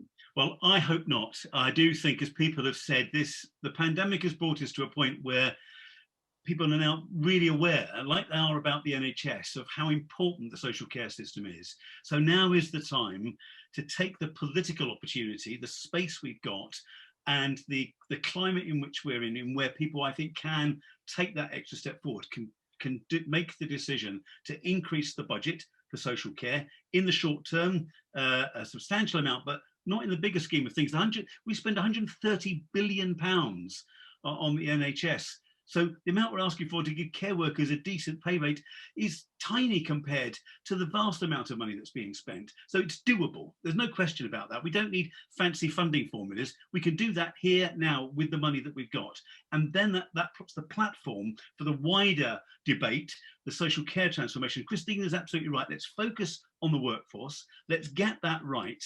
And let the wider debate then can flow from that, because with a good, well-paid workforce, with a social care plan for people, for the workforce to match the NHS, then we can start to see how those systems can work together and how the whole system can then provide better care for the people that we most want the care to be, whether it's the elderly or adults with learning disabilities. And so I do think there's a way of doing this now, and I think we've identified the right next step for those politicians, whether it's in front of the camera or behind the camera, to say, right, now we can do this. And if the Prime Minister, this is happened under Gordon Brown. Gordon Brown said to me and Andy Burnham when we were in government, Phil, make this happen. Let's have the white paper. And he overruled the Treasury, having been a former Chancellor himself. Gordon Brown can do the same with Rishi Sunak. He can say to Rishi, make this happen, and it will happen. Yeah. All right. Well, we've talked about what goes on behind closed doors, but now I want to bring everyone's attention to what happened on the floor of the chamber of the House of Commons just a short while ago at Prime Minister's Questions, when Julie Elliott asked the Prime Minister this very question. Here's what happened. Let's head up to the northeast with Julie Elliott. Julie Elliott. Thank you, Mr. Speaker. Last week, the government responded to concerns from our care workers by stating, "We're immensely proud of all our care workers do." This is a sentiment we all share. Yet in the very same statement, the government sought to pass the buck for the way our care workers have been treated by saying the vast majority of care workers are employed by private providers and that the government does not set levels of pay for care workers. Why won't this government commit to ensuring our care workers are paid a wage they can live on? Mr. Speaker, this government is proud of not only setting up the national living wage, but making sure that we had record-breaking increases both last year and this year. And that is the most important thing we can do for care workers and workers across the country. I said... Okay, well, not enough, not good enough. I think we can all agree, but we're all really grateful to Julie for putting that question there, because we know that all eyes are always on Prime Minister's Questions. So it's another way to raise this issue, to raise awareness, and to keep the pressure on. We're going to take a few questions that have come in, I think, both on Zoom and on whatever format you're watching us on. But just while I get some of those questions up, if Nadra is still on the panel, I'm just going to open up to see who's still there. I wonder if I wonder if Nadra or Sian have views about everything that's been said about this issue now. Just seeing if Sian, looks like Sian is still there, but I don't think she's got her. Oh, Nadra's there. Nadra, I don't know if you can unmute yourself and give us any of your thoughts about A, that question on Prime Minister's Questions, or B, everything that we've been hearing, both comments from the audience, comments from all our panelists, messages of support, and how you're feeling. I think it's really important that we address the issue of reform. I think that's been said already. So I think the provider sector is waiting for that to happen. We've continued to evolve as a sector. We continue to evolve. We've moved from being somebody, you know, a sector that only looked after people who had mild conditions to actually looking after people with acute health care conditions, and we have continued to deliver that. So the reform is way past its sell-by date now, because we really need to get it into an order that it can be implemented. I think the you know, I couldn't agree more about the pay issue. We would all like to pay our staff much more. We value them greatly. That, you know, we have got vacancies in our sector which are based around, sometimes it is around pay and conditions, but we've got people who are working with us despite that, and they are committed to the job that they do, and they should be rewarded for everything that they're doing properly. And we shouldn't be looking at this as being anything but a professional, a skilled sector. We're passionate about that as a sector. You know, we know our greatest resource. We have two issues in our sector, which we need support on. One is staffing, and it is key, and the other is funding. One without the other doesn't work. You can give us all the money in the world, but if we don't have the staff to deliver it, it's not going to happen. And so you know, I think that's it's really key. These two are the key issues, and if we can actually move with that and make sure it's not just the living, you know, the national living wage. Let's make sure, I don't like the word minimum. It should be based around their skills and their qualifications, and we need that qualification agenda so we can actually have that parity of esteem with the NHS as well. Lots of good points. Barbara Keeley, I'd love to bring you back in there. And also, we've had a question in just now saying, how can we involve local authorities and get them to use their power as commissioners? And I guess that exemplifies how complicated this issue is, because you've got the private companies, you've got the local authorities, you've got the national politics, and, you know, people wanting to use this as a political football. So many different areas of concern. Yeah, indeed there are. Now, there's some debate going on in the chat about which is the right next step, and that's a good question, and one that we've often wrestled with. But I think it's right that we see this is a multifaceted problem. Really, it's quite right what's just been said, that staffing is at the heart of this. The pay and terms and conditions, and, you know, dealing with that 112,000 vacancies, that's absolutely crucial. And it shouldn't just be minimum pay, minimum wage rates. It shouldn't just even be the real living wage. But we've got to start somewhere, and that, you know, that's a reasonable starting point, I think. But I mean, the work I've done on this, we've got to also make sure that we take steps so that there's a career in care, that we really start to value people. Any career we value would have training and proper training and development, not the derisory sum that Skills for Care gets. I think it's £14 a year per care staff member. That's ridiculous. There are other steps. I mentioned them.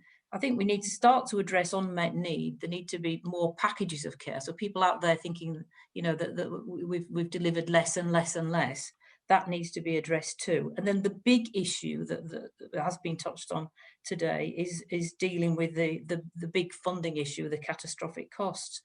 And not to forget the care needs of people with learning disabilities or people who are autistic, because that's something that I've done a lot of work in the last 3 years, and there's not sufficient social care either. So a lot of those people get stuck in totally unsuitable mental health inpatient units, and that's wrong as well.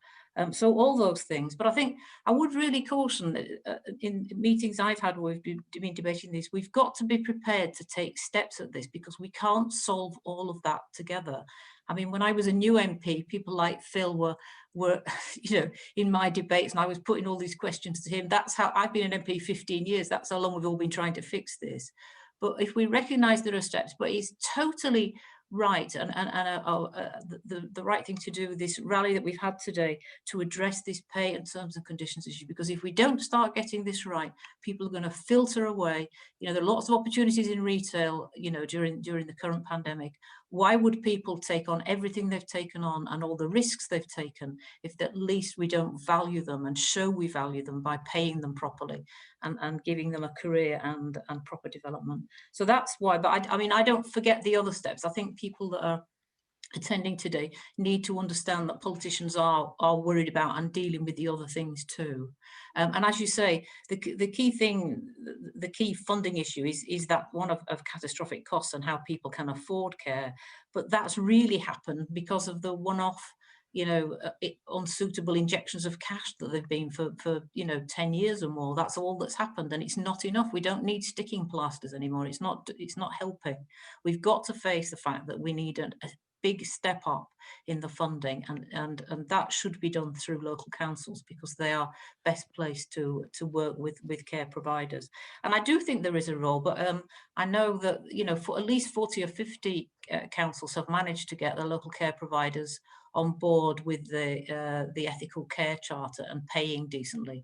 But it's a lot of work with the current financial position of local authorities. But I know that many of them try, but I've also talked to authorities that say we just haven't got the finances to do this. So it is a central government funding issue to those local authorities too. Thank you so much. Another question that's just popped in here. I work 40 plus hours a week, says this questioner, yet still have to claim universal credit to survive because my employer is exploiting a loophole that the HMRC won't enforce. Companies continue to operate illegally. This questioner says people need to be paid what they've earned and to take on unscrupulous employers. Is anyone doing anything about this? I don't know, Barbara, whether you've got any comment on that.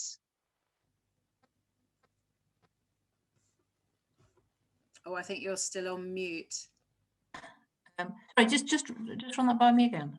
This question was a very specific question, so talking about employers, private employers. This person saying that they work more than 40 hours a week, but still have to claim universal credit to survive because the employer is exploiting a tax loophole that HMRC won't enforce, and in a way operating illegally.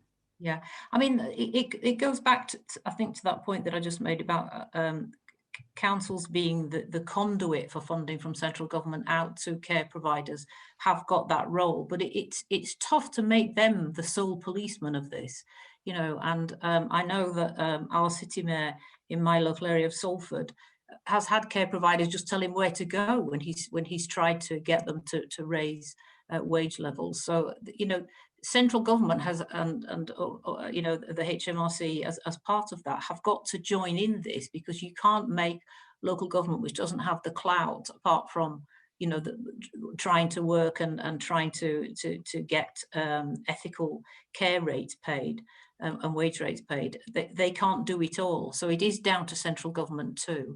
And we have a role in Parliament to make sure that those sort of loopholes don't exist. I mean, people should, it just goes back to this point of how can it be that people have to work those hours? I've met some wonderful care staff over the years that have, working 2 and 3 jobs just to make a living wage. It's absolutely wrong, absolutely wrong.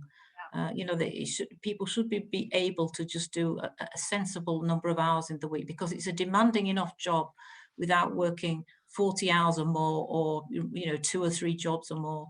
Yeah. So but it's it's down to the government can change these things. That the government treasury could change what the HMRC does on that. And of course, that's so much of what today is about. We are calling the government to action, and of course, as so many of you know, we're calling for fairer pay. We're also calling for parity in conditions and esteem, particularly with the NHS. We're calling for the funding boost, and we're calling for everybody to sign that petition, the petition that Sian Stockham set up. Sian, I want to bring you back. We've only got a few more minutes left, but it seems like we started off with your story, with everything that you've done, and now all your energy going into this. And maybe it will be a surprise to you, but it's of no surprise to the rest of us that within the chat on Twitter, on the chat function, there's been a lot of love for you, Sian, a lot of admiration and a lot of thanks.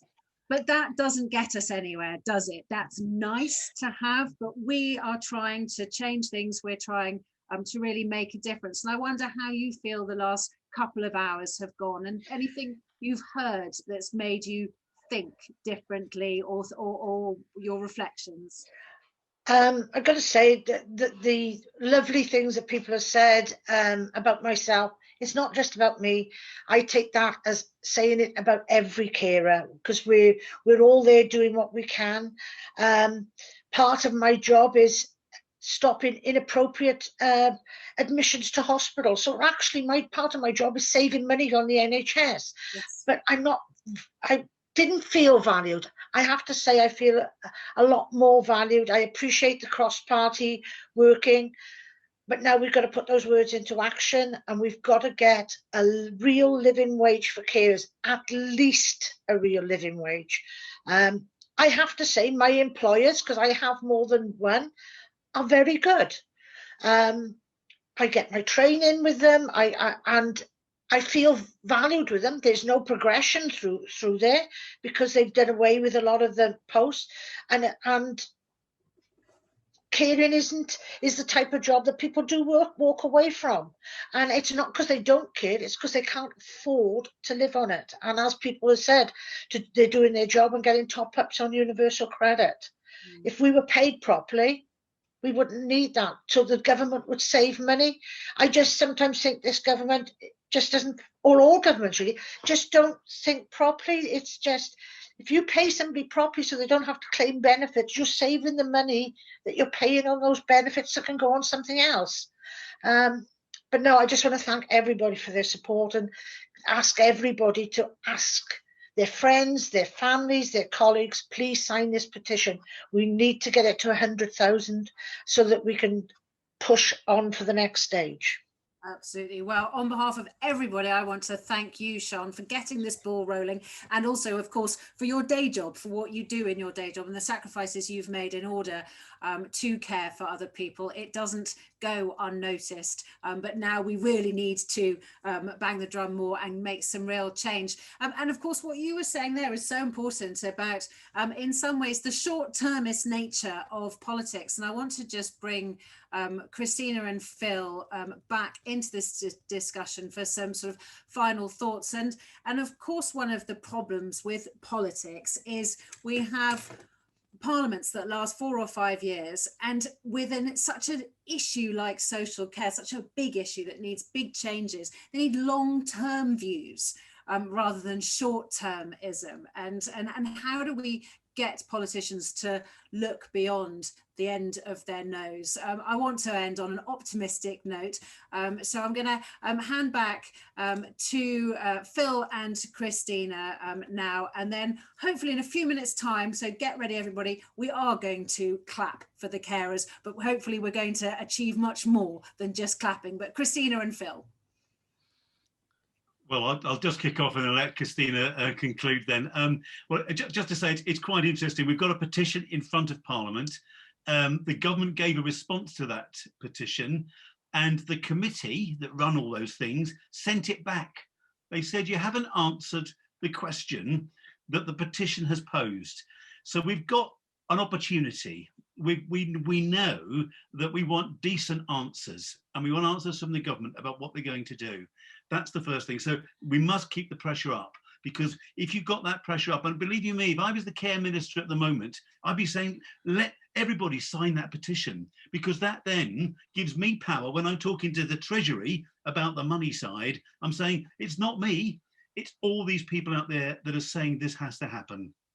So I do think that behind the scenes, I think many ministers in government will be supportive of what we're trying to do here. Let's make it a big petition, and then let's move on as well to the debate about the wider needs of the workforce, the social care people's plan. If we've got an NHS promise to all the NHS staff, let's have a social care promise to all our care workers to make sure they get not only decent paying conditions, but proper recognition, career progression, and a proper training support for the fabulous and very difficult work they do. I mean, Phil said it all really, I think, Daisy, and I just want to say thank you to everyone for this as well, and a huge thanks to you, Daisy, for the way you've handled this. It's very complex, and I'm glad you were the one doing it. But can I just finish by saying huge thanks to Sian, and I'm really grateful that I'm General Secretary of a union where Sian is our Vice President, because that's what she does in our, if she has any spare time, that's what she does for us as a union, what she's also got, as you've explained and she's explained, these additional, the jobs that actually pay her rent and keep her going. And it's fantastic that we've got spokespeople like Sian at the front of a campaign like this, because that's what it's about. It's about making it realistic and letting people know, these are real people. Care workers are real people with skills, with a huge amount of dedication to give to the sector. And basically, the current system that we've got is just failing. It's failing everyone in the sector. And, we have to keep movements like this going, continue to get as much support as we can. It's easy to just focus on all the terrible things. We have to be able to come up with ways to address some of these. And I think we've done that in this coalition. We've got some solutions to offer governments going forward. And if we can continue to get support from a broad base, from all sorts of organisations that are involved in the care sector, then I think we can genuinely make a difference. It does feel that the time has come, that if we can't do it now, when can we do it? If governments can't be brave now, when will they be brave? And, I'd like to, just extend that invitation to government to say to the Treasury, start thinking about care in a different way. It's not a drain in the economy. Various people have said it. It's actually a way that you drive the economy, because it's part of the infrastructure that keeps society moving, and we need to see it in that way. So thank you, and sign the petition, contact your MPs, make everybody know that this is happening, and let's keep the pressure up.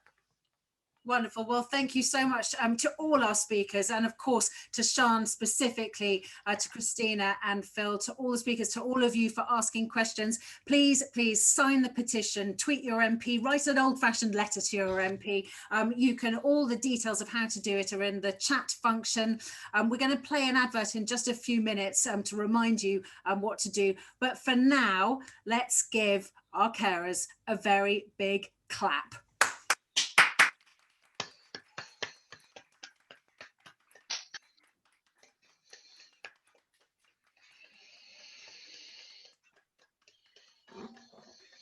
Thank you and goodbye. Sign the petition, watch this advert. Bye.